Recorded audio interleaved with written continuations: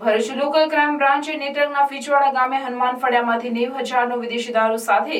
બુટલેગરના સસરાને ઝડપી પાડ્યો, જ્યારે બુટલેગરને વોન્ટેડ જાહેર કરી ઝડપી પાડવાની કવાયત હાથ ધરી હતી। Bharuch LCB police inspector MP વાળાના માર્ગદર્શન હેઠળ ભરૂચ જિલ્લામાંથી પ્રોહિબિશન અને જુગારના કેસો શોધી કાઢવા એલસીબીની અલગ અલગ ટીમો બનાવી સઘન પ્રયત્નો હાથ ધરવામાં આવેલ, જેમાં પીએસઆઈ એમએમ રાઠોડની ટીમ નેત્રંગ પોલીસ સ્ટેશન વિસ્તારમાં પેટ્રોલિંગમાં હતી। તે દરમિયાન બાતમી મળેલ કે ફીચવાડા ગામે રહેતો નરેશ કરણ વસાવાના સસરા સોમાભાઈ વસાવાના ઘરની પાછળના ભાગે આવેલ